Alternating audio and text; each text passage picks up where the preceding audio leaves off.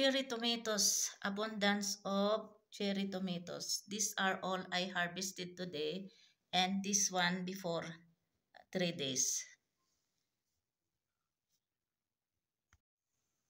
Abundance of cherry tomatoes. So what I will do for this one is I have to put in sun.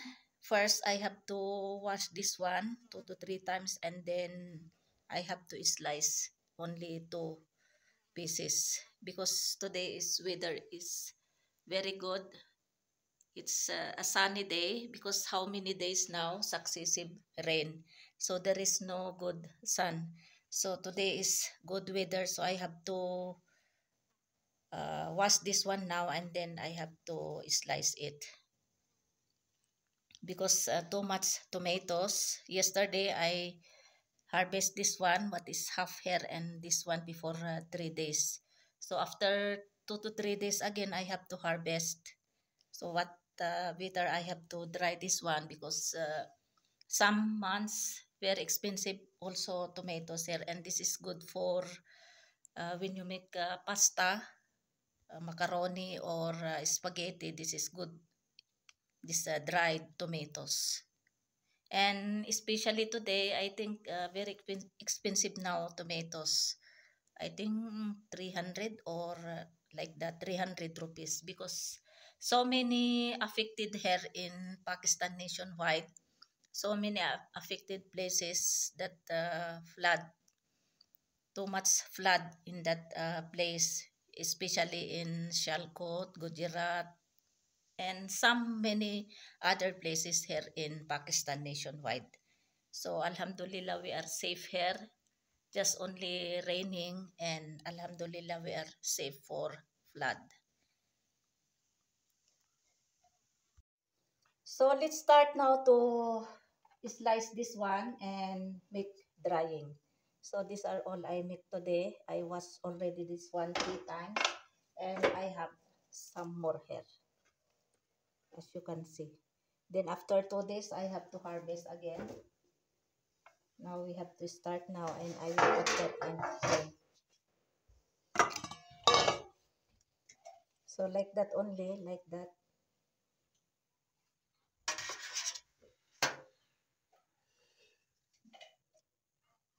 And this is very tasty. Dried tomatoes, this because this is organic cherry tomatoes, and this is very good to make pasta or any kind of viand you have to cook, then you can use this one.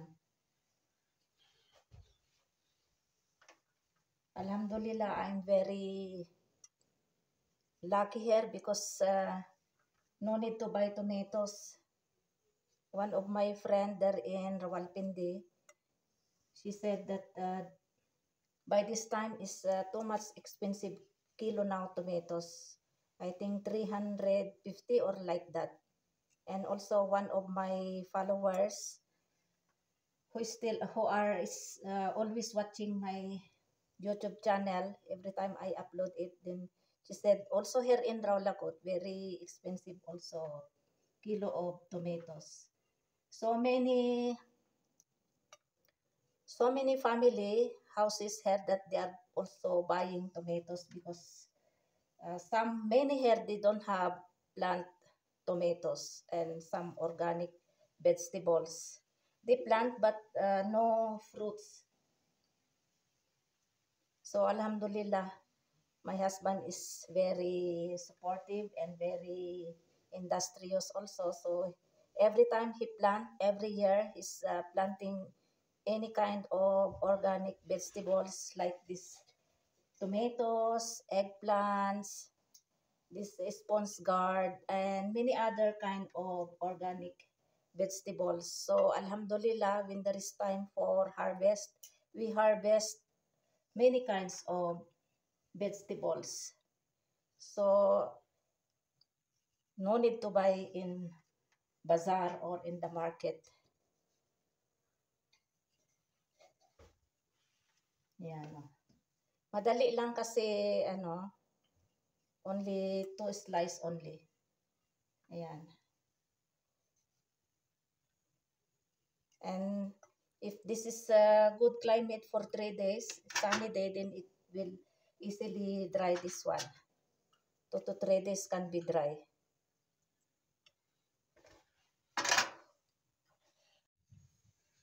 So I have to put now this one in sun, and I have to make more.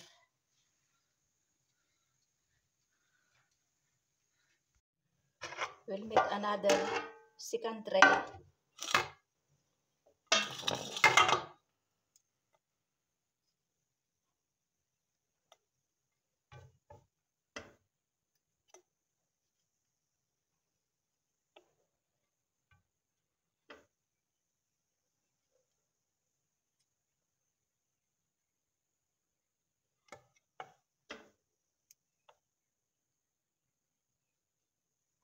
Dapat mabilisan kasi nagluluto pa ako ng ano yung red kidney beans. Mag 1 PM na. Doon sa labas ako nagluluto. I will cook also rice for our lunch together with dinner.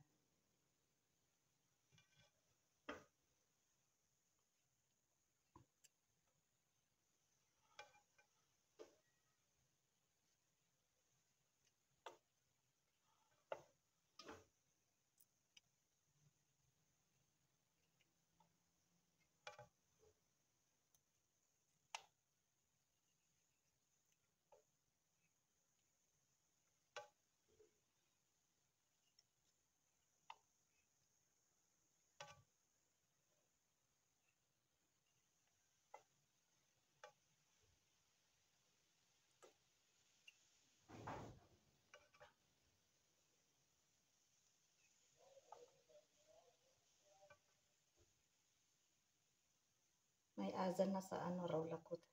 Late dito ng 15 minutes dito sa village. Advance sa raw lakot ng azan ng 15 minutes. 12:45 now.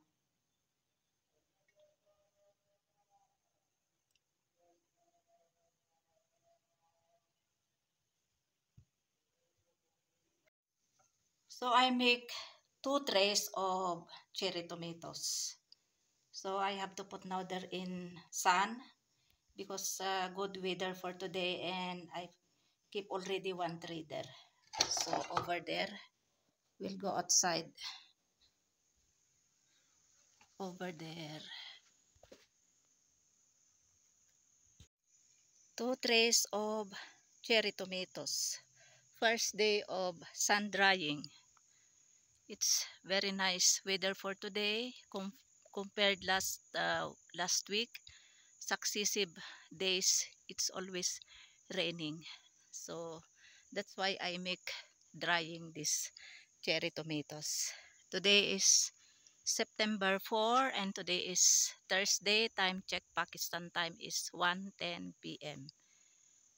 Yan, it's nice weather.